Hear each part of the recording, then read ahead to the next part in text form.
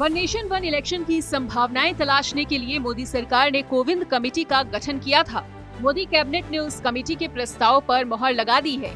अब मुमकिन है कि शीतकालीन सत्र में वन नेशन वन इलेक्शन पर संसद में बिल लाया जाए और अगर बिल पास होता है तो 2029 से पूरे देश में लोकसभा और विधानसभा के चुनाव एक साथ कराए जाएं। कोविंद कमेटी के प्रस्ताव के मुताबिक पहले फेज में लोकसभा और विधानसभा के चुनाव होंगे और फिर दूसरा फेज 100 दिनों के अंदर होगा, जिसमें स्थानीय निकायों के चुनाव होंगे। लेकिन विपक्ष कह रहा है कि वन नेशन वन इलेक्शन मुमकिन नहीं है। पर फिलहाल प्रधानमंत्री नरेंद्र मोदी ने लाल किले से अपने पहले संबोधन में जो वादा किया था उसे पूरा करने की तैयारी कर ली गई है। देश में सभी चुनाव एक साथ कराए जाने का रास्ता धीरे धीरे साफ हो रहा है। मोदी कैबिनेट ने वन नेशन वन इलेक्शन पर कोविंद कमेटी की रिपोर्ट को मंजूरी दे दी है। वहीं कांग्रेस कह रही है कि एक देश एक चुनाव नहीं चलने वाला है। One nation one election, Narendra Modi ji शुरू से ही इसके पक्ष थे। देश के सभी पूर्व चीफ जस्टिसों से चर्चा की गई, देश के मूर्धन्य नेताओं से, राजनीतिक दलों से चर्चा की गई, देश के हर चैम्बर ऑफ कॉमर्स से चर्चा की गई और आज अंततः कैबिनेट से मंजूरी हो गई। खड़गे की भाषा केवल विध्वंसक भाषा होती है, निगेटिव होती है। ये खड़गे वही हैं जो देश को कहा था कि अगर 20 सीट और आ जाती तो मोदी सहित सबको जेल भेज देता। ये देश के विकास के लिए जरूरी है वन नेशन वन इलेक्शन। देश के लॉ एंड ऑर्डर के लिए जरूरी है, क्योंकि 2-3 महीने सारे फोर्स वहां लग जाते हैं। मैं सच कहूं तो एक नागरिक के नाते मैं अत्यंत प्रसन्न हूं। राष्ट्रहित का एक बहुत बड़ा फैसला मोदी जी और उन्हीं के नेतृत्व में हो सकता था, उन्होंने लिया है और उस कैबिनेट का मैं भी हिस्सा रहा हूं। ये लगातार होने वाले चुनाव देश के विकास में बाधक बन गए।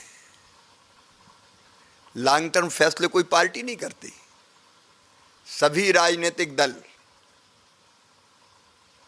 24/7 केवल चुनाव की तैयारियों में लगे। लोकसभा चुनाव निपटे नहीं कि पता चला आ गए चुनाव, जाओ झारखंड, जाओ हरियाणा, जाओ जम्मू कश्मीर, जाओ महाराष्ट्र, और केवल जाना नहीं, फिर फैसले भी ऐसे करो जो केवल चुनाव जीतने के लिए उपयोगी हो। राष्ट्रहित के बड़े फैसले लेने से हिचकते हैं राजनीतिक दल। देखिए, वन नेशन वन इलेक्शन के मामले में कांग्रेस पार्टी ने पहले स्पष्ट रुख कर दिया है, ये संभव नहीं है, क्योंकि इतने बड़े देश में हर राज्य में और केंद्र में एक साथ चुनाव कराना कठिन है। फर्ज कीजिए कि यदि लोकसभा मध्यावधि हो गया और तो क्या राज्यों के भी साथ में चुनाव कराएंगे? यदि किसी एक राज्य में मध्यावधि चुनाव की स्थिति बनती है तो क्या सभी राज्यों में कराएंगे?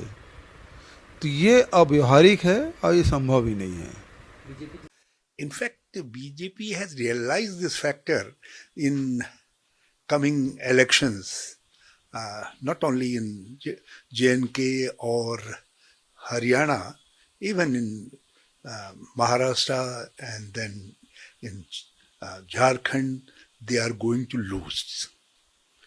And after losing one after another state, BJP was not in a position to sustain that pressure.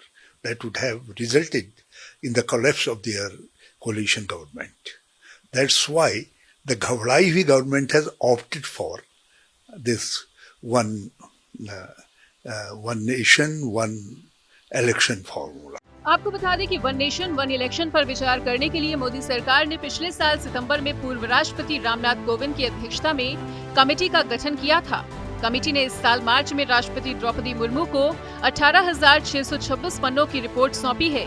Report में ये प्रस्ताव दिया गया था। कोविंद कमेटी में ये प्रस्ताव सभी राज्य विधानसभाओं का कार्यकाल अगले लोकसभा चुनाव यानी कि 2029 तक बढ़ाया जाए। बहुमत नहीं मिलता है और अविश्वास प्रस्ताव पास हो जाता है तो बाकी 5 साल के कार्यकाल के लिए नए सिरे से चुनाव कराए जा सकते हैं। पहले फेज में लोकसभा और विधानसभा चुनाव कराए जा सकते हैं। 100 दिनों के अंदर दूसरा फेज होगा, जिसमें शहरी और ग्रामीण निकाय चुनाव कराए जाएंगे। सभी चुनावों के लिए कॉमन इलेक्टोरल रोल तैयार किया जाएगा। एक साथ चुनाव कराने के लिए उपकरणों, जनशक्ति और सुरक्षा बलों की एडवांस प्लानिंग की सिफारिश की गई है।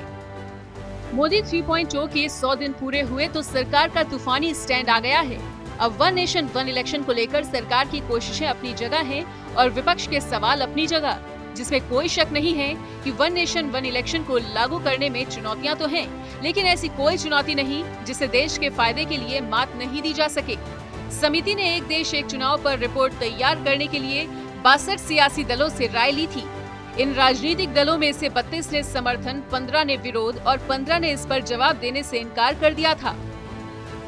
जेडीयू ने जहां बिल का समर्थन किया है, तो वहीं चंद्रबाबू नायडू की पार्टी ने मामले में अभी तक अपनी कोई राय नहीं दी है।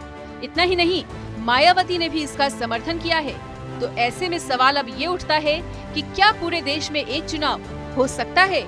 अगर हाँ, तो कैसे? स्पेशल डेस्क नेटवर्क है।